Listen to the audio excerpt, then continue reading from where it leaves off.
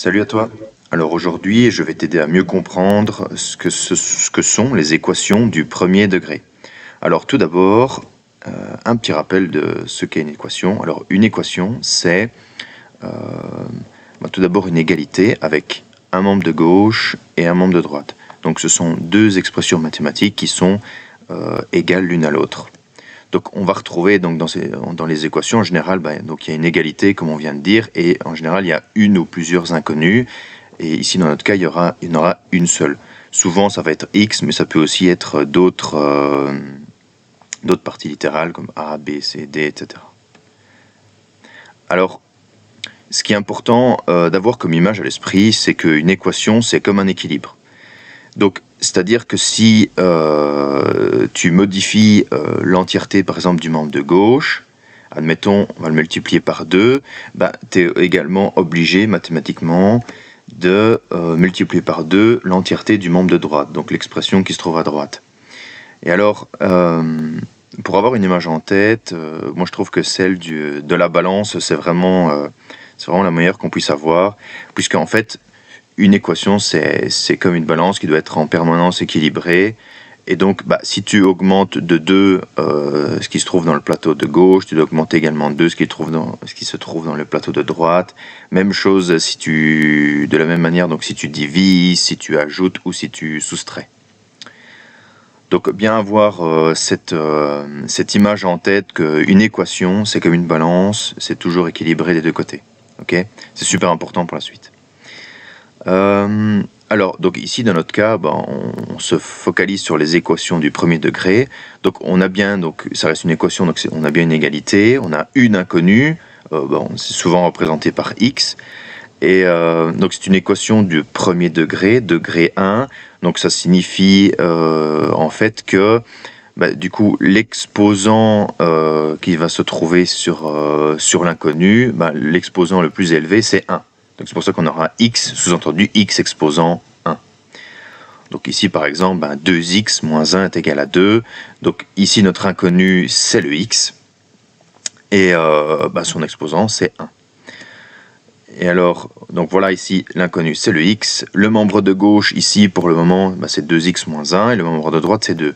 À savoir que les expressions du membre de droite et de gauche, elles peuvent être modifiées à tout moment. Mais de manière générale, je le redis, le membre de gauche, s'il y a une modification qui est faite au membre de gauche, elle doit être répétée sur le membre de droite.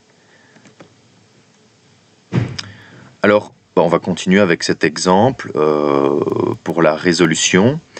Donc, on part de notre équation de base, 2x moins 1 est égal à 2. Et puis ensuite, du coup, ce qu'on va faire, c'est qu'on va venir ajouter ici plus 1 à gauche et plus 1 à droite.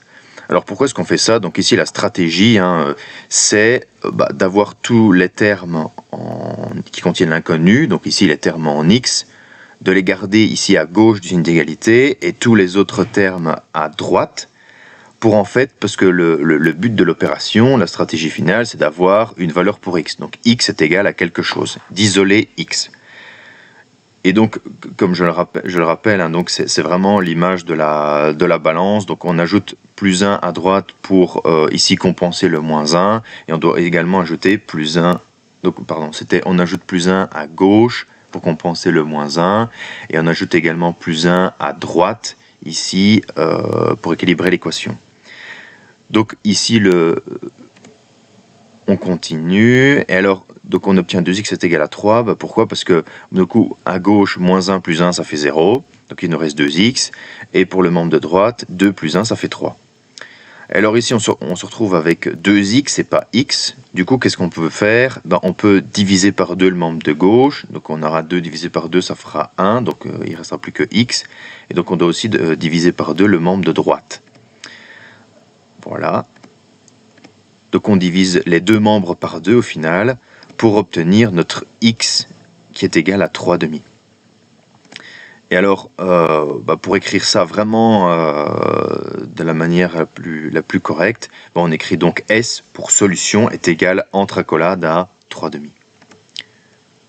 Alors, pour vraiment aller jusqu'au bout des choses, on peut aussi effectuer une vérification, ce que je te suggère de faire surtout au début. Donc on va tester notre solution, qui est 3,5. Et en fait, avec cette solution, on va la remplacer dans l'équation de base. Donc on a trouvé une valeur pour x. Donc c'est x qu'on va remplacer par cette solution. Donc dans mon équation de base, qui est 2x moins 1 est égal à 2. Donc on va faire ça, c'est parti. Donc 2 fois 3,5 moins 1 est égal à 2. Donc ici 2 fois 3,5, les 2 se simplifient, donc il nous reste 3. Donc 3 moins 1 est égal à 2. Et 3 moins 1 ça fait bien 2, donc 2 est égal à 2. Donc ici, on valide notre solution, c'est correct. Alors, de manière absolue, donc là ici, on a obtenu une valeur réelle pour x. Mais alors, dans certains cas, donc ça c'est ici le cas numéro 1. Donc il y a 3 cas possibles pour les solutions au niveau des équations du premier degré. Donc ça, notre cas numéro 1, c'était on a obtenu une solution réelle, un nombre réel pour x. Le cas numéro 2, c'est qu'on ait un nombre infini de solutions possibles. Donc dans ce cas-là, en fait, qu'est-ce qui va se passer ? Tous les termes en x, en fait, vont se simplifier. Et tous les nombres également. Donc on va avoir au final, 0x est égal à 0. Et ça, en fait, c'est toujours vrai, quelle que soit la valeur de x. Donc en fait, dans ce cas-là, la solution, c'est... Il y a une infinité de solutions. Alors on a également un cas, donc le cas numéro 3 ici, où en fait on ne trouve pas de solution à l'équation. Donc par exemple on arrive à les termes en x se simplifient et puis on arrive à 9 est égal à 5.